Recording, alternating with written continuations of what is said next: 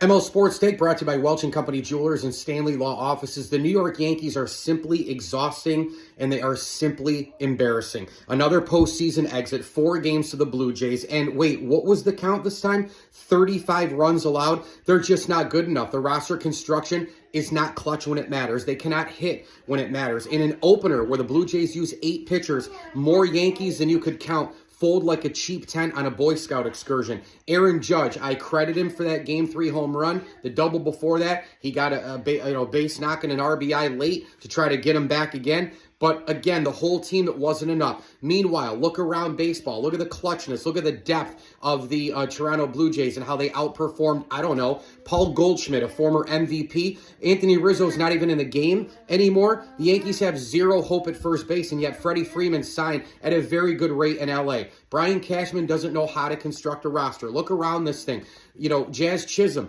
he gives you a splash, and then he has a brain fart in the field. Once, twice, 3 times. You look around this roster. Anthony Volpe is a complete mess. Every one great play he makes, 6 or 7 errors, and that was during the regular season as well. Runners in scoring position, a constant problem. The bullpen, a disaster. The Cashman acquisitions, Duvall and Devin Williams, consistently horrible. I think Bednar is a stabilizer at the back end, but it took a while for him to get going.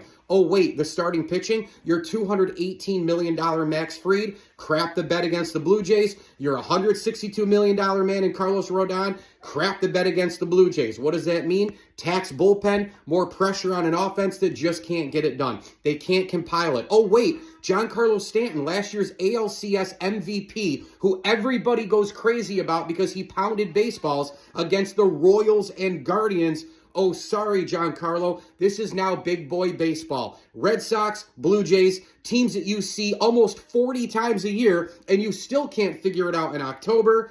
Yeah, he was horrendous in the playoffs as well. The problems are A to H to P to Z with the New York Yankees, and it all starts with an executive who's an analytical freak, who's a complete, arrogant, you-know-what, and his name is Brian Cashman. And the keys to the kingdom, he keeps turning them. He keeps owning the kingdom. He keeps running the baseball team in the Bronx because the owner doesn't care. The owner cashes checks. The owner isn't his father. I don't even know if the owner cares about the New York Yankees. Just keep collecting the money. And then as that pipeline continues, owner to baseball operations man, GM Brian Cashman, Mr. Arrogant, it goes on to the manager who makes a million mistakes all the time. Why didn't Ben Rice play last night? Why didn't Rice and Chisholm play in Game 1 against the Reds? Now, we know why, but Aaron Boone consistently over and over and over again. Lineup issues, pitching issues, bullpen issues, all this stuff.